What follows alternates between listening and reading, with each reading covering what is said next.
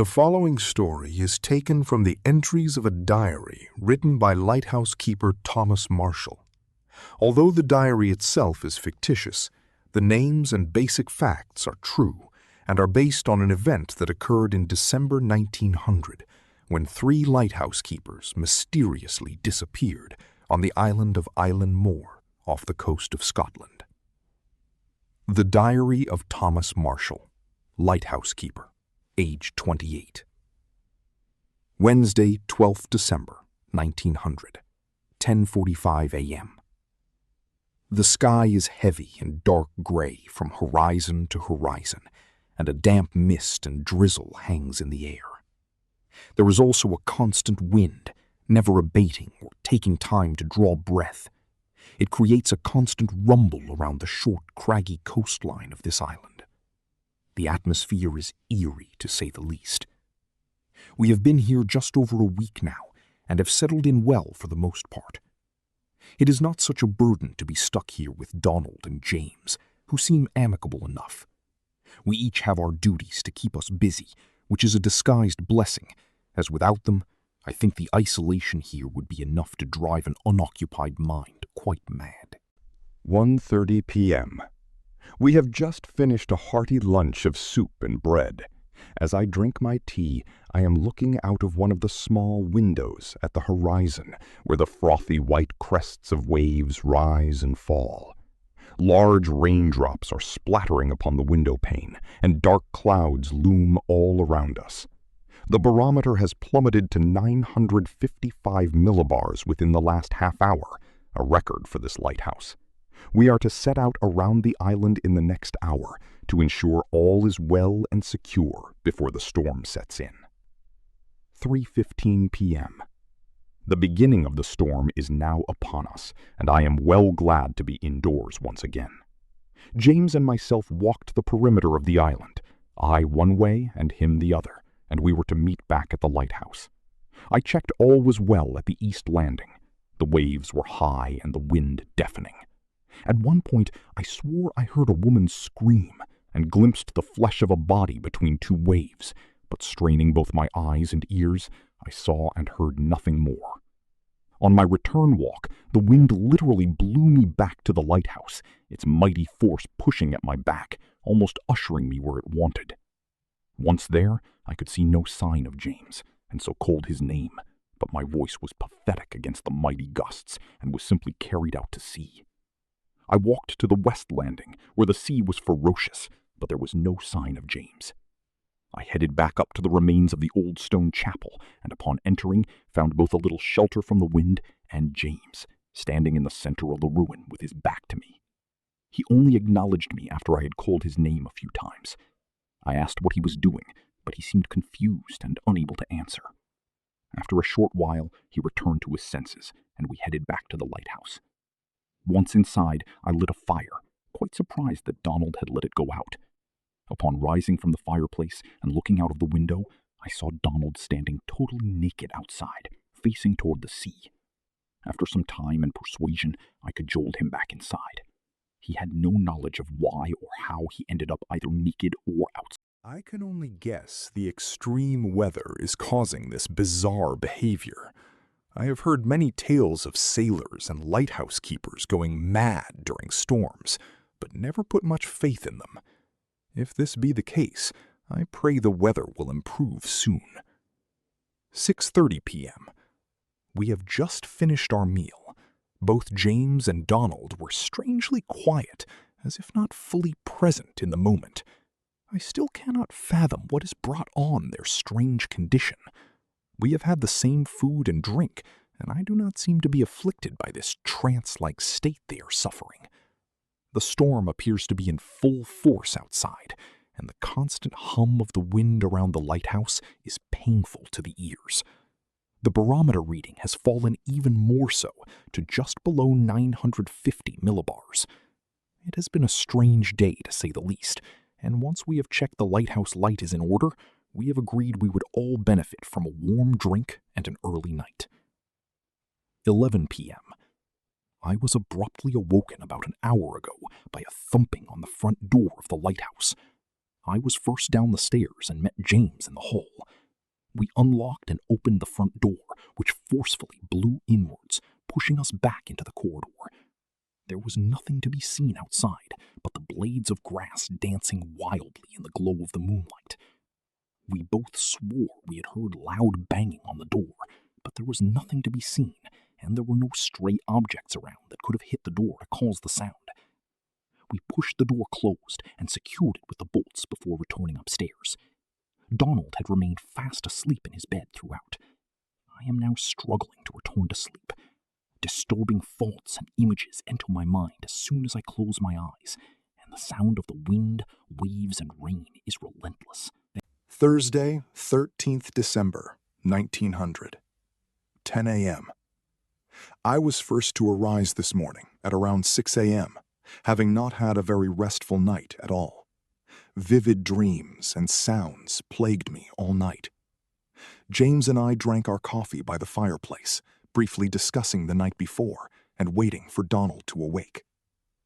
At 8 a.m., we went to check on him, and upon entering his room, came upon a dreadful sight. He was laid face down on his bed, covered by his sheets, which were drenched in his blood.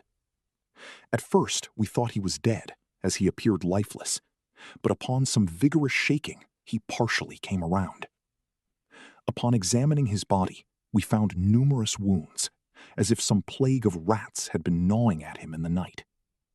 We got him up, bathed him, and tended to his cuts before putting him back into a clean bed. He remained weary and incoherent. We checked all around for signs of rodents or any other explanation for his inflictions, but could find none. There is a strange atmosphere all around the lighthouse, like we are not alone. James has also felt it and is becoming disturbingly withdrawn. The storm is not letting up, and the wind and waves are of the likes I have never seen before. 1:30 p.m. Myself and James did the daily duties as best we could, while Donald remained in bed. I thought to signal the mainland for help by use of the light, but the visibility is very poor. Relief is set to come on the 20th December, though if the storm remains in place, no ship will be able to anchor on or near the island. While up cleaning the lighthouse lenses, I heard the front door slam shut and then saw Donald naked once again outside walking into the old chapel. I ran down the stairs and out into the gale. I staggered against the wind and ran toward the whale, the rain pelting down and stinging my skin. When I got there and entered, there was no sign of Donald. I was about to turn and leave, but struggled to do so. It was as if something was urging me to stay put. My feet were rooted to the ground. I felt an ominous presence all around me. I broke into a sweat and was in sheer panic. My brain was screaming for me to turn and run, but I could not do so. I swear I felt malevolent hands upon me, as if about to strike or stab. Then an immense gust loosened some stone upon the roof, and I broke just enough from the trance to regain my movement. I ran frantically back to the lighthouse and bolted the door behind me. James met me in the hall, and we both ran up to Donald's room. He was still laid in his bed with no signs of having moved. I was sure I had seen him. I told James I am not. We won't go outside again until the storm abates or the relief boat arrives. 9 p.m. James and I spent most of the day together in the kitchen by the fire. We've agreed it's best to stay within each other's sight. We didn't talk much, and it is sometimes difficult to hear each other above the roar of the storm. Either the barometer has broken, or the reading is below the scale it can register. Also, our clocks keep stopping, and the canary has stopped eating and just sits huddled in the corner of his cage. When the clock does work, I look at it and try with all my mind to push time forward, bringing the end of the storm and the arrival of help from the mainland. I am not ashamed to admit I am scared. I feel like we are being watched, and all have the mark of death upon us. Friday, 14th December, 11 a.m. I can only think the right thing to do is to write about the events of last night, so there is some kind of record should James and I not survive. I am glad daylight has arrived, but am still shaking with terror, so please forgive my handwriting. I woke at around 1 a.m., though had slept little before this. I rose to relieve myself, and then went to my window, which looks out to the front of the lighthouse. After a short time, Donald emerged out of the gloom, walking through the front gate and down toward the chapel. I opened my mouth to shout his name, but nothing came out, not that it would have done any good. As he approached the chapel, I fought with my conscience. I so wanted to go out and bring him back inside, but I was struck with fear and also wasn't sure if my eyes were deceiving me once more.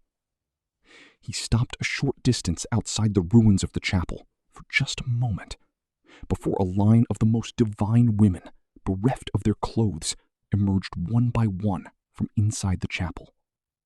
They formed a circle facing inwards, surrounding him. Then 4 of them approached him and began to carefully undress him before placing their hands upon his naked body, clearly much to his delight. Then they laid him on the floor and bound his hands and feet with rope, before pegging the ends of the rope into the earth with sturdy metal stakes.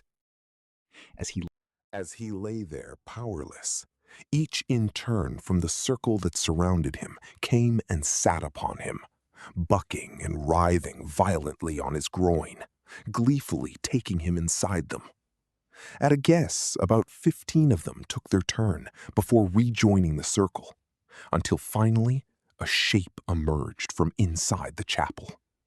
I cannot give an accurate description of the entity, as it was a large black shadowy mass compared to the bright naked flesh bodies that danced around it. All I could make out was a muscular torso covered in black fur. It must have stood around 8 feet tall, and had what appeared to be a set of leathery wings that had a span of around 10 feet when unfurled. The figure stood in the circle before its 2 red demonic eyes looked up and stared in my direction. As they did, I felt my body turn to ice, as if my soul had been sucked right out of me. Before I could move to hide, the entity seemed to swirl in the ferocious wind and then melt away into the night. No sooner had it gone, the beautiful nubile women turned into something gravely different, of which again I can hardly describe. A mass of wild gray hair and distorted, pointy features, crouching and scuttering around on all 4s. All at once, they set upon Donald like a pack of dogs, and squealing in the manner of pigs before slaughter as they did so. They clawed at his body, peeling away his flesh with their bare fingernails and biting off his toes, fingers, nose, and ears. Donald's face contorted with agony as mouths bit into his skin and ripped it away. I tried to avert my gaze, but couldn't. They pounded his body with immense force, breaking it open at the front before tearing his rib cage open.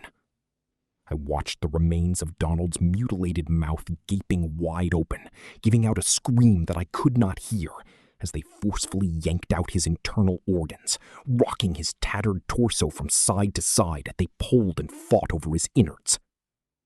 The huddled mass then cleared as the women, if I can call them that, dispersed with blood-smeared mouths and parts of Donald in their hands and mouths. They dragged what was left of his body along the sodden grass inside the chapel, along with his strewn and scattered body parts. Then all was quiet. I cannot remember how long I sat there on my stool, transfixed on the chapel, still unsure if what I just saw was real. My next recollection was James knocking on my door at daylight. I rushed past him to Donald's room and was violently sick when he was nowhere to be found. I slowly told James all I had seen through my window. We looked out toward the chapel, but there was no sign of the madness I had witnessed. The heavy rain and wind must have washed away all trace. We checked and double-checked the whole lighthouse for Donald. I am sure we both thought of going outside to search, but the terror that filled me with just the idea of going anywhere near the chapel made me keep my lips tightly closed to the suggestion. 4 p.m. We signaled an SOS to the mainland early this afternoon, but have little faith anyone will have seen it. We have not even seen any passing ships come within our visibility. I have never known a storm rage for this long before. We have both heard disturbing noises throughout the day. James said he heard an ungodly cackle, whereas I thought I heard a scream from Donald. Both sounds came from the direction of the chapel. We have agreed to not sleep tonight if we can, and to stay together in the kitchen by the fire. James has taken to carrying a Bible with him at all times, and is constantly recanting passages from it under his breath. The walls of the lighthouse rumble like something is trying to get in. The front door rattles and bangs, sometimes too much for it to be just the wind. All we can do now is sit and wait. The storm has us trapped, and something waits outside within it. We cannot escape. They are coming. 10:30 p.m. James is asleep in a chair opposite me as I write this by the small fire in the kitchen. We have hardly moved from this spot all day, only to relieve ourselves and to check the light and then the bolts on the front door. I am so tired. I just want to sleep. Saturday, 15th December, 1900, 8:15 a.m. It is daylight once again. I thank God I survived the wretched night of horrors that has just passed. At just before midnight, I was awoken by an immense banging from the front door, as if a cannonball had been fired upon it. After more banging, which reverberated throughout the whole lighthouse, there was a sound of splintered wood, and I was sure the front door had been smashed open. I shouted at James, who was still in a daze after sleeping, and we sprang to our feet, grabbed our coats, and bolted out of the small back door into the ferocious night. I instinctively followed James, who headed towards the west landing point. We could barely see where we were going, with just the light from the lighthouse illuminating our way now and then as it turned and blinked. Behind us, ungodly screeches echoed and swirled in the turbulent air and began to head our way. James ran toward the landing point before ducking in amongst some rocks, where I followed him, and we both hid. We tried to stifle our frantic panting as we huddled in the small alcove. I'm not ashamed to admit that we held each other in sheer fright as demonic, animalistic screams and calls came out from all around the island. They were searching for us. At first, the screams were far away, but minute by minute they came closer until one was almost upon us. We sat frozen as whatever it was let out a screech just meters from us. We waited and heard it move away. But then, out of the dark, a huge clawed hand with long, powerful talons grabbed James and dragged him from me. I watched in horror as he was violently ripped away from me across the grass into the darkness, his desperate screams for help fading into the night. In the gloom, I saw him clutch onto some railings in a vain attempt to resist his captors, but after more violent tugging from the dark mass holding his legs, the railings buckled, and he disappeared into the inky blackness. A cacophony of wails heralded their victory, like the call of 100 banshees. I put my hands over my ears, squeezed my eyes shut, and waited for my turn. But nothing. After a few minutes, I plucked up the courage to open my eyes and remove my hands from my ears. Just the storm and a distant sound of cackling in the direction of the chapel. I was cold, wet, and vulnerable, and so mustered up the strength to run back to the lighthouse. I glanced left, right, and behind me all the way there, petrified of what lurked in the dark. After what felt like an eternity, I made it back to the lighthouse and entered through the back door, locking it behind me. I rushed to the front door to secure it, only to find it closed and securely bolted. I retreated back to the kitchen and shut myself in a cupboard behind boxes of supplies.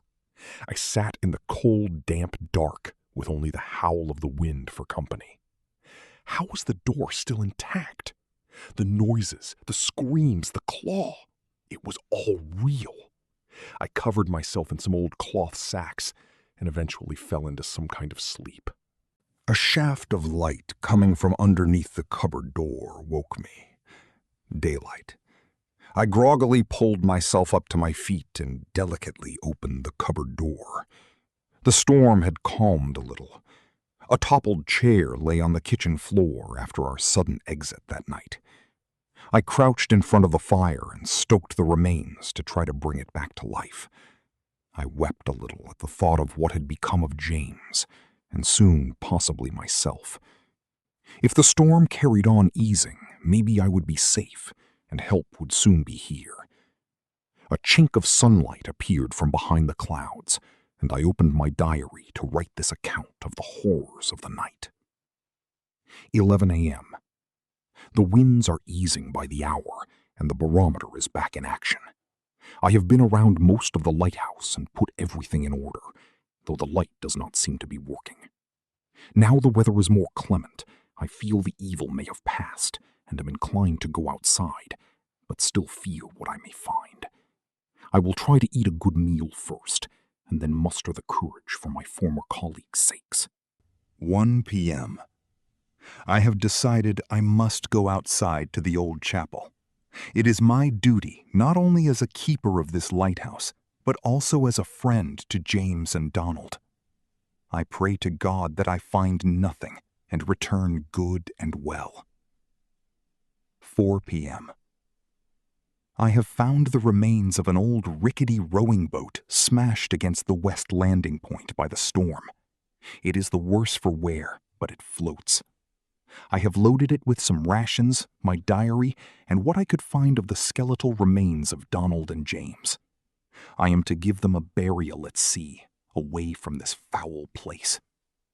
I left the lighthouse earlier today and visited the remains of the chapel. The birds had feasted that morning, but were clearly not in the mood for the taste of bone. As I woefully surveyed the site of carnage, the fog over my mind cleared. I began to remember. I remembered banging on the front door during the night, causing James to come down from bed to join me in the hall. I remembered preparing a tainted drink for Donald to make him sleep deeply before entering his room and gnawing on his flesh. I did the same again the night after, and can still see the blackness of his blood and guts covering my hands and upon the wet grass in the moonlight. The feel of his entrails slipping through my hands like a wet rope as I pulled them out of him. His screams of pain lost in the storm as I dug my fingers beneath his eyeballs and pulled them from their sockets. I remembered running out into the night, following James to the rocks, and there, hidden amongst them, my freezing cold wet hands clutching tightly around his throat until he passed out.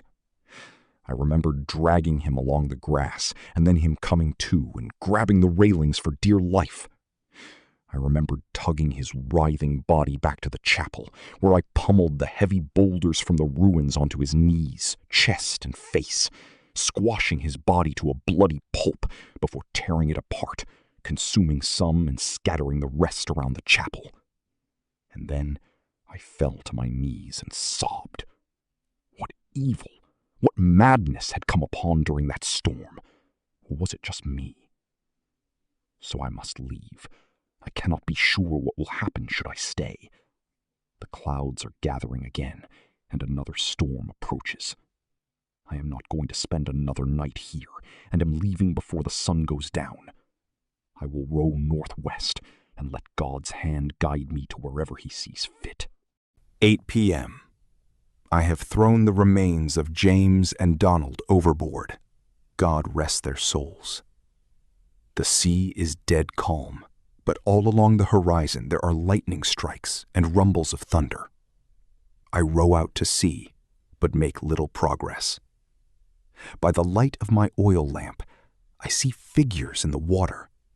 Beautiful mermaids tugging at my boat, pulling me back to the island. I drifted into a sleep earlier and saw myself back there in the chapel, entering a hidden vault beneath some stones. A voice telling me to return and rest for 100 years or so, and then rise again when dark forces rule the world once more. I cannot resist. The storm is coming.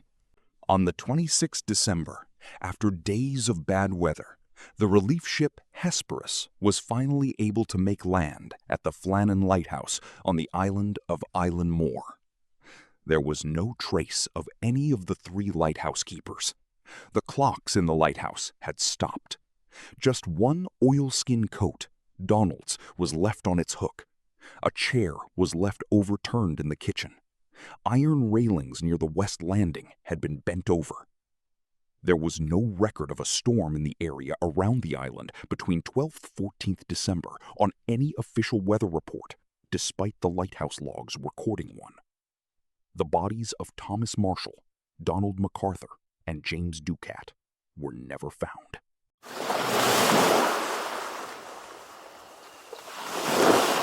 Waves slammed against the jagged rocks beneath Black Rock Lighthouse, sending bursts of white spray high into the darkness. The Atlantic wind cut sharply across the beach, carrying the cold scent of salt and seaweed. Farther down the shoreline, a single cabin glowed faintly through the dunes, where Jacqueline and Ben were spending the weekend away from Boston. The lighthouse stood alone on its rocky point, tall and black against the cloudy night sky. Though automated for decades, it still swept its beams slowly across the ocean, as if some unseen keeper still watched the sea. Ben shoved his hands deeper into his pockets. "Hard to believe nobody stands watch there anymore," he said. "Doesn't feel deserted." Jacqueline looked up at the lighthouse. Maybe, in a way, it never was. A chill ran through her the moment the words left her mouth. Earlier that evening, the owner of the cabin had casually mentioned the lighthouse's history over dinner at the Harbor Cafe. 3 keepers had died there over the centuries. One disappeared during a winter storm in 1889. According to local legend, he had walked onto the upper sponson during heavy fog and never returned. The story, as told over the decades, was he fell to the beach below and was washed out to sea. Some fishermen claimed they still saw him on certain nights, standing watch over the sea. They walked farther down the beach in silence, while the surf rolled in under the moonless sky. The beam from the lighthouse swept over them once, then moved on. Jacqueline looked up again toward the lantern room and froze. Someone was standing there. A man. He stood on the narrow outer sponson at the top of the lighthouse, unmoving despite the wind. He wore a long, dark coat that hung stiffly around him, and in his hands were a pair of old brass binoculars pointed out toward the black ocean. Jacqueline slowed to a stop. Ben. Ben followed her gaze. His expression changed instantly. The figure never looked down at them. He simply stared out to sea, like he had always been there. "That's impossible," Ben muttered. "The lighthouse has been automated for years." Another sweep of the lighthouse beam illuminated the figure for only a second, but it was enough. Jacqueline saw the man's face, pale, deeply lined, sea-worn. Water seemed to glisten across his coat as though he had just climbed from the ocean itself. A low metallic groan drifted across the rocks from the lighthouse. Then the beacon abruptly went dark. The beach vanished into blackness. Jacqueline felt her pulse hammering in her throat. The sudden absence of the light made the world feel wrong, as if the ocean itself had disappeared. Only the sound of the surf remained, crashing somewhere beyond sight. Neither of them moved. Seconds stretched on. Then, from somewhere out near the water, came the faint sound of a foghorn. The foghorn sounded again, long, mournful, distant. And then came another sound. Footsteps. Above them. A slow metallic clang. Clang. Clang. Like heavy boots moving along the lighthouse sponson. Jacqueline gripped Ben's arm so tightly her fingers hurt. The footsteps stopped. For one terrible moment, the darkness remained complete. Then, the beacon suddenly flared back to life. The bright white beam swept across the rocks, the sea, and the empty sponson. No one was there now. Jacqueline and Ben stood frozen, staring at the empty lighthouse while the wind roared around them. The surf crashed violently against the rocks. Somewhere above them, metal creaked again in the wind.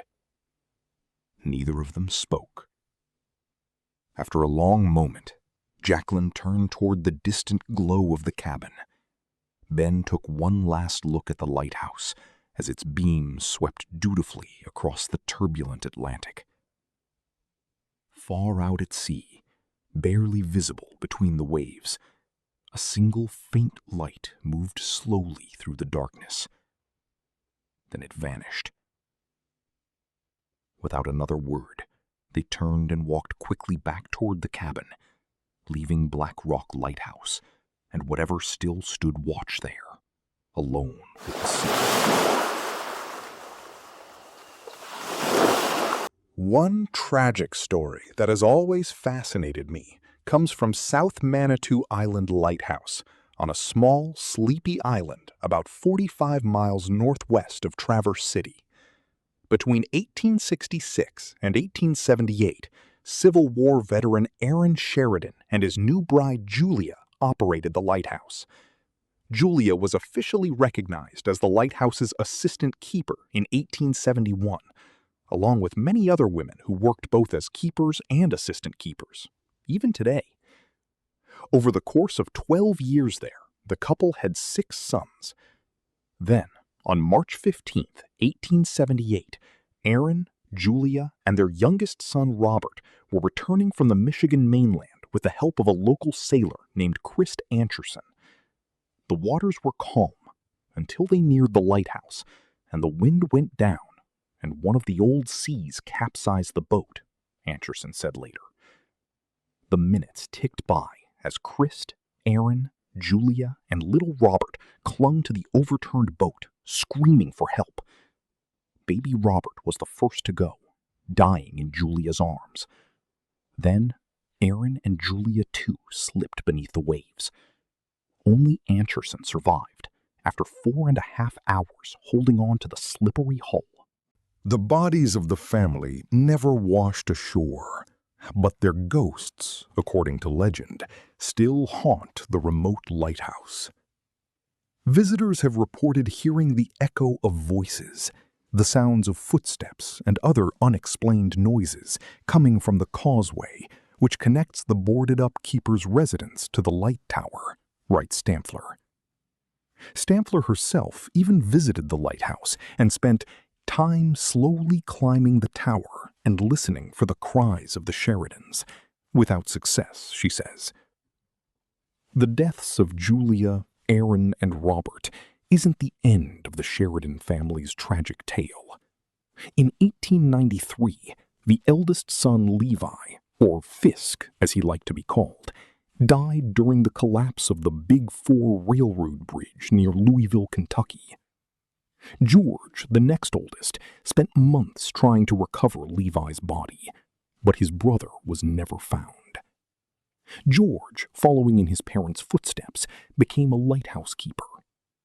For decades, he struggled with depression, often leaving his keeper duties to his wife Sarah. In early spring 1915, George was visiting his uncle, another keeper, at Grosse Pointe Lighthouse in Illinois. Several days later, on March 24, 1915, George's body was found hanging from the rafters, an apparent suicide.